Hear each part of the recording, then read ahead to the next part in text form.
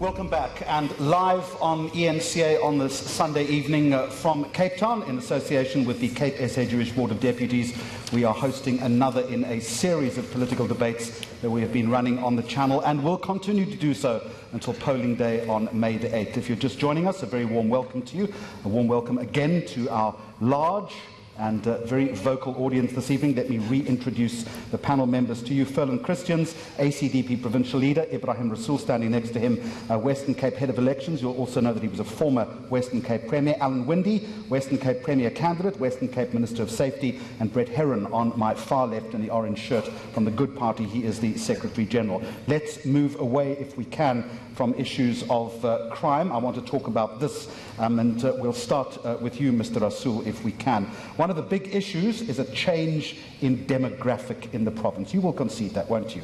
Particularly with a steady migration of people from the Eastern Cape. In fact, the current Premier of the Western Cape, if I remember correctly, spoke of them as economic refugees. How is your party going to deal with it? Look, I think that it's that kind of language that is inflammatory and creates hate, because it sets them up as the other. Migration is a global phenomenon. The South African Jewish Board of Deputies have been of the greatest migratory community, partly because of difficulties and also because of persecution. People have the right to seek a better life wherever it comes from, especially also if you are in a unitary country. We are not a federal country with borders. And so we need, and the budget follows. The fiscal formula calculates what is the population, what is the poor ratio, and then allocates budget accordingly. So it is not as if the same budget is used for new people. You've got to then factor them in and give equal services as people arrive. And therefore, we are a community that receives migrants from the Eastern Cape, but more importantly, what I want to say is that Gauteng receives infinitely more. KZN receives infinitely more than the Western Cape. It is not a Western Cape challenge alone, it is a national challenge, and it is one that we must embrace. But the fact remains, Mr. Winde, is that it places a huge burden, does it not, on the infrastructure of your province? I think that is a given. But having said that, though, do you agree with the incumbent Premier that they are economic refugees? That was a poorly timed statement, wasn't it? Well, perhaps the wording, but they are people coming to look for opportunity, definitely. They're coming from a failed other regions, other provinces that have failed, and they are coming here to look for education opportunities, for health opportunities, for job opportunities. And of course, I hear what Ebrahim Rassol says. We do get the funding, but we get it 3 years too late. So, for example, the 24,000 young people who came here for education, who was beyond the plan that was in the system, we have to pay for those individuals in the education system while we wait for that division of revenue to change. But at the end of the day, what I do like is people that come here from wherever they come are risk takers. And that actually helps us when we can proudly say that we create more jobs. We create more jobs in this province than any other province. We've had the highest jobs growth in the last 10 years in this province than any other province in South Africa. Half a million. Hold on a minute. I'll get to you now. 500,000 new jobs in this province in the last 10 years. Again, let me remind you, this is not a debate, ladies and gentlemen. Again, if I could ask for your silence, please. Thank you. This is not a debate between the African National Congress and the Democratic Alliance. We have the Good Party and the ACDP with us.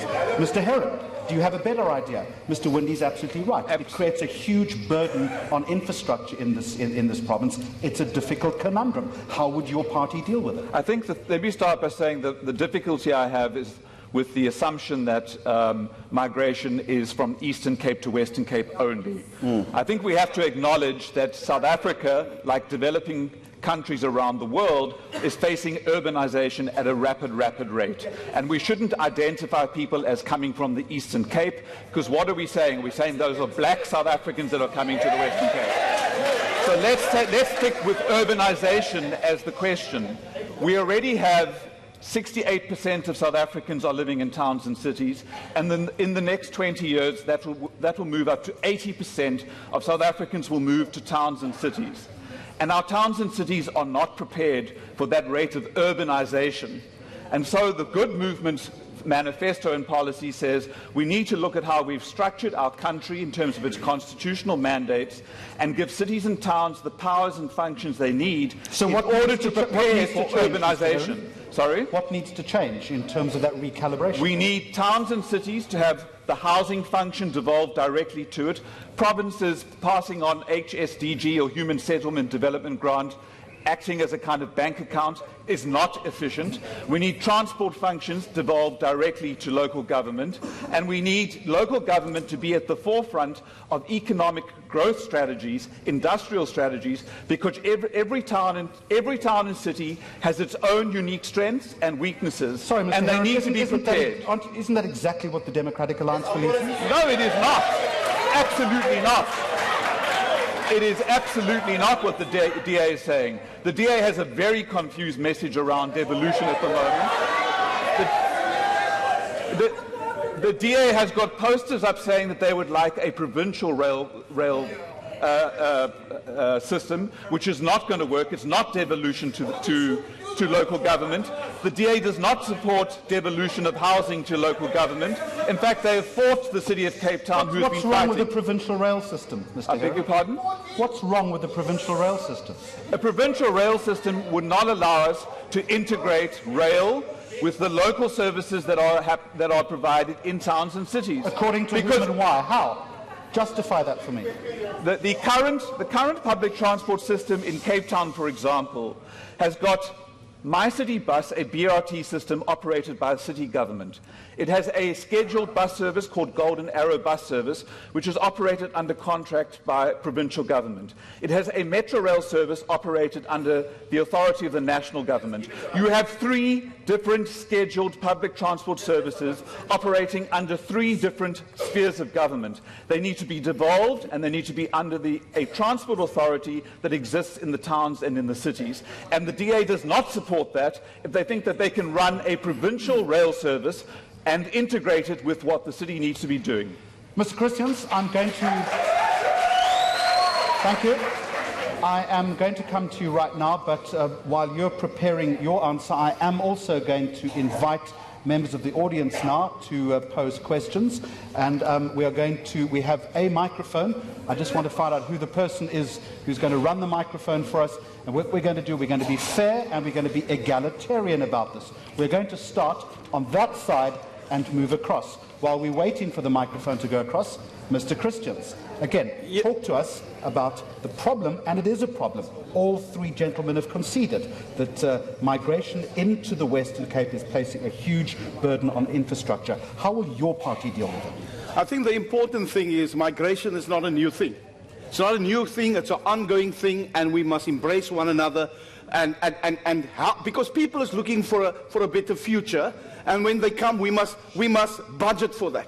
But the important thing is we must also say that when you go to the Eastern Cape, we must realize that service is not good under ANC government. There is corruption under ANC government.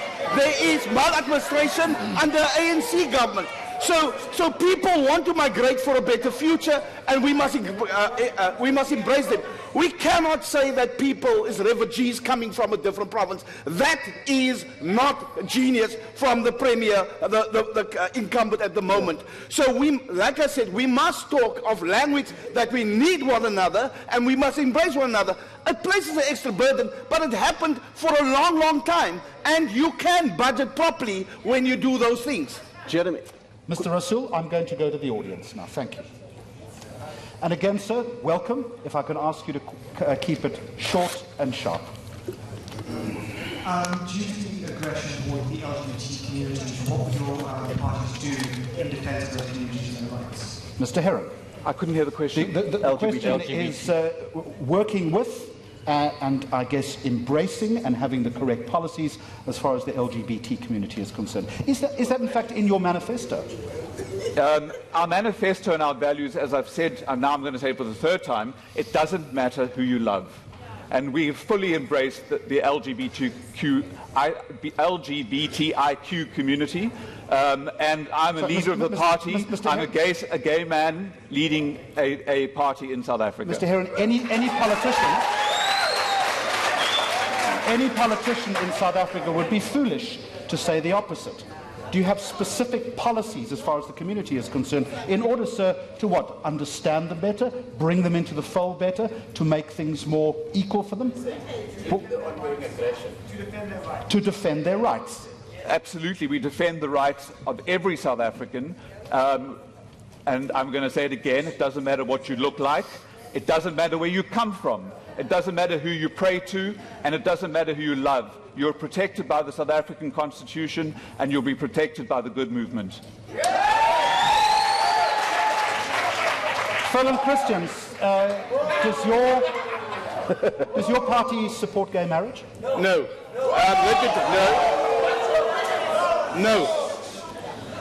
No, because we are a party based on biblical principles. But we do not reject any person. We reject the conduct of that person, and we will protect LGBT people. If there's any injustice against them, assaults against them, we will protect them.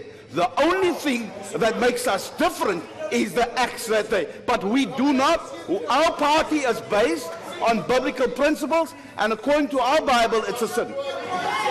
Alan Winde. Well, thank you very much. Thank you very much. I mean, we're a diverse melting pot of various peoples across race, religion, sexual orientation, and all of these different variances find a home in one.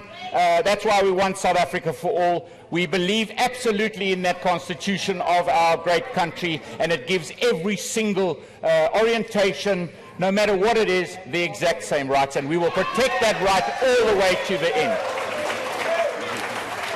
No, Jeremy, I had the great honor and the great pride to say to President Obama in the White House that before America even thought of equality,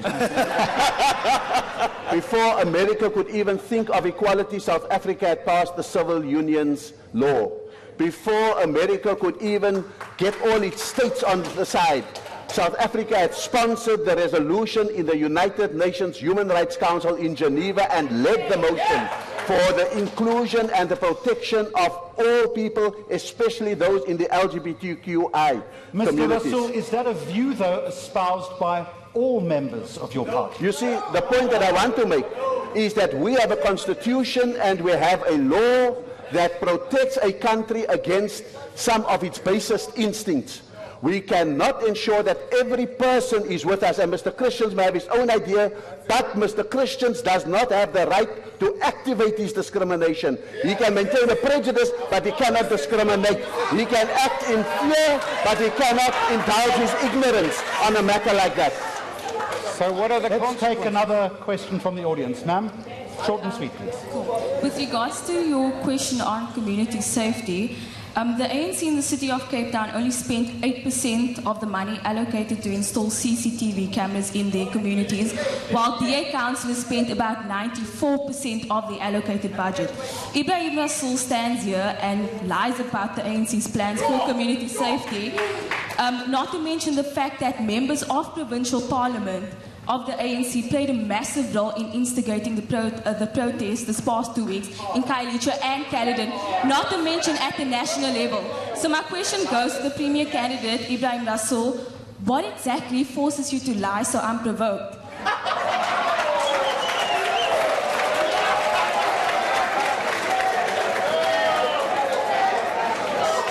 No, thank you very much. Thank you very much for that. Please allow Mr. Rassol. Thank you very much for that question. I listened to someone called the Mako member Malusi Boy, who said that he had visual evidence and I will name it here, called Loyiso Nkoshla, going around to places like Umfuleni and so forth, instigating the very kind of things that you would like to accuse the ANC of. Have you seen the evidence yourself, Mr. Rassol, or is this hearsay evidence? What was that? Have you seen the evidence yourself? I've not seen the evidence, but I have evidence that this is not some... When you have sewage... So it's hearsay evidence that you're basing your argument? No, this was said by a DA councillor on the radio, on the record. And so I want to say here that when you have sewage running in the roads, you don't need agitators to protest. When you have people needing land and houses, and 2.1 billion of the urban settlement development grant is not spent, then you have enough provocation for people to have protests. And so I want to say that the Western Cape is awash. It is no coincidence that we are having people who are able to now want to exercise their right to protest because of service delivery inequalities. Alan Winde, would you like to reply? Yes, thank you very much. I think, first of all, the question around the protests, and I want to say that irrespective of the political parties that are involved in stoking this process, this calls for serious leadership. Are you saying it's the ANC? Sorry, Mr. Rassol. This calls for serious leadership, and across political parties, if you're going in there and sweeping up people to come and put themselves in confrontation with our police services and our public order policing, it is totally unacceptable. We lost 2 people's lives in Caledon because of this. We've had this across South Africa. It is unacceptable when political parties stoke people up in this environment. I am happy that you say it's not the ANC. I need to put a follow-up question to Mr. Winde. You say it's a failure of leadership. It is a failure of leadership. A failure of leadership of your party as well. Of the governing party. So I can tell you that when these have happened, I personally have been in Caledon when this was happening. I personally was down in the south of the city, in the areas of the city on Thursday, Friday, when this was happening. I was personally there watching what was happening, where communities are being stoked up. Now, you ask for evidence. I have taken some evidence. I'm not going to mention names here. We've taken some evidence. We are getting it together with affidavits of a number of political parties in this region, and as soon as those affidavits, I will lay those charges, because that kind of leadership that stokes up and puts communities in confrontation is totally unacceptable. Why, Mr. Winde, again, ladies and gentlemen, please, why are you not prepared to give us the evidence tonight? Because what I've got is what people are saying to me, that no. I've got what people say to me, and they say to me, this political party brought in 4 taxis of people. They started pushing us out of our homes at 3 o'clock in the morning into the streets, and I say, that's fine. Can you sign an affidavit to that effect? That's why I have to ask if it's an affidavit. But I do have some photographic evidence which I don't need the affidavit, but I need to join those together, and I will lay that charge. And we look forward to receiving those photographs from you. Mr. Herron. Well, I mean, I would really like to call on leaders of all political parties to not play this blame game. Do you agree it's been a failure of leadership? I think that what has been a failure of leadership is to automatically assume that when people are unhappy, that it must be electioneering. And you just have to drive through any part of the city of Cape Town's Cape Flats, and you will see the extent of deprivation that exists in this. And if you think that people are protesting for no reason, when there's that extent of deprivation, then you are failing as a leader. You have to address the deprivation that exists in this province and in this country. Thank you, Mr. Herron. Mr. Christian. I think what is very important, we're highlighting the one thing, but a lot of these protests is because of service delivery. People in Kailicha getting water bills that they cannot afford. The municipality, Cape Town, not coming when there's water leaks and people getting humongous water bills. So it is a lack of leadership from the DA. 10 years and they've not improved the lives of people. But I also need to say it's also a lack of leadership of the ANC. So both of these parties had the opportunity to govern. They failed miserably. So we believe that my people will give the ACDP opportunity to govern.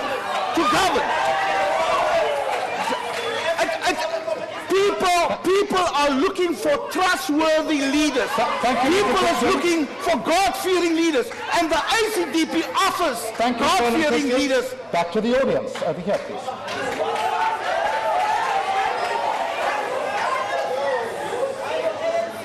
Tangans, constitutional exclusion of the Aboriginal indigenous peoples whose country this is.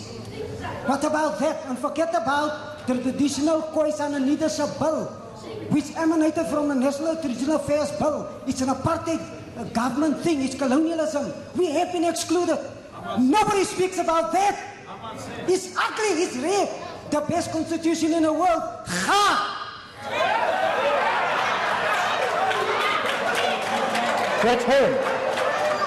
Mr. Herron, would you like to respond to that? Well, I had a conversation with the leader earlier this evening before the event started, and our Constitution recognizes and protects all those who live in it. Those are in the founding words of the preamble. And what we need to do is to engage with those communities who are feeling they are excluded, because the Constitution provides them with the protection that they need, and the Chapter 9 institutions are there to protect their rights. And we need to access those rights. Thank you very much indeed. Ladies and gentlemen, again, if I can have your attention, please.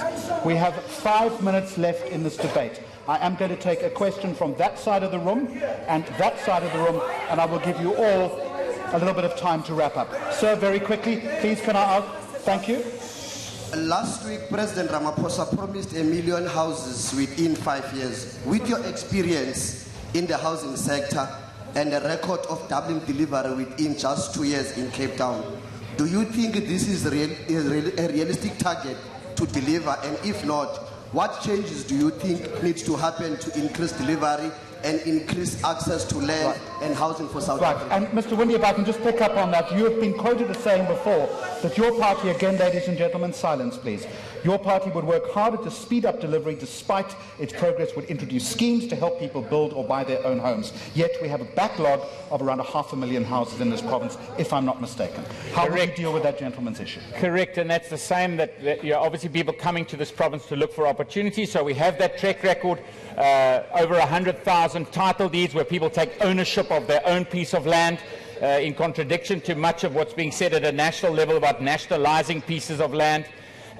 Obviously building houses, but quite frankly we've got to do things differently going forward, because if we don't, we don't seem to catch up. That backlog is there, and it has been there for many years. That's why you'll see we started with a new way of delivering on homes. It's called the Better Living Model. We've taken 3 years to develop it. It is in process, where we actually start to build work, live, play, where we create access and opportunity, but it has to be done in conjunction with job creation, because the state it is not possible for the state to deliver that full backlog. We've got to come with a whole new way of delivering homes. Mr. Rassol, on the housing issue, very quickly. I want to say that the backlog has not just remained there, it has grown from 400,000 to 600,000 in the last decade. I secondly want to say at the same time, housing delivery has slowed from 20,000 under the ANC to about 11,000 on average under the DA. I want to say that under the DA, we have seen the return of the Urban Settlement Development Grant and the underspend of that grant to the extent of 2.1 billion over 8 years, meant to deal with the informal settlements and the backyarders. So when President Ramaphosa says, let us build 1 million houses over 5 years, I am hoping that he will insert a national agency for housing in order to supervise that and to ensure spatial integration of our people and non-racialism in our cities. Now, I am getting the wind-down signal now. I'm going to ask each of you for some closing remarks. I'm going to preface it by saying this, and I apologize. Latest polling figures show that as many as 45% of those people in the Western Cape are either undecided or won't vote. Mr. Herron, very quickly, why on earth should they vote for you? Well, as I said in my opening remarks, we have been governed in South Africa by the ANC for 2.5 decades, in the Western Cape for a decade, in the city of Cape Town for nearly 1.5 decades, and these parties have failed us. They have failed us tremendously. You can go to any part, of South Africa, and you can go to any part of the Western Cape, and you will see deprivation and failure. Right. And it is time. Please, could you allow Mr. Herron to finish? Thank you. It is time for us to abandon the old parties and to find a new path for South Africa that would lead to a fairer South Africa and a good South Africa. Alan Winde. Thank you very much. Thank you very much.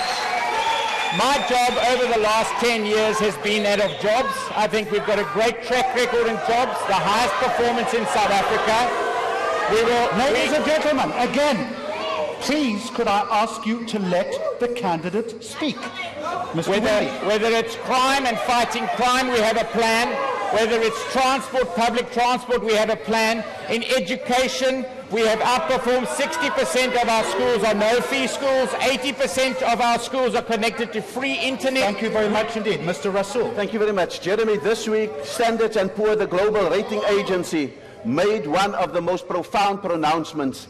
They said that the best case scenario they are hoping for on the 8th of May is that President Cyril Ramaphosa and the ANC receives a substantial and strong majority in order that the reform agenda and the anti-corruption agenda could be pursued. Now, if Standard & Poor's are saying that is what the economy needs to recover, then who are we to listen to these parties? Because this election is about our future more than about which party. Thank you very much. And Cyril Ramaphosa, Mr. Christians, I'll give the last word to you. Thank you very much. Thank you very much. 45% of the Western Cape people do not want to vote because the DA and ANC has failed our people. The ACDP present you God-fearing leaders. Leaders with integrity, leaders you can trust. And the ACDP has identified 7 giants how to build this province and how to build this country. Under ACDP government, this country will prosper.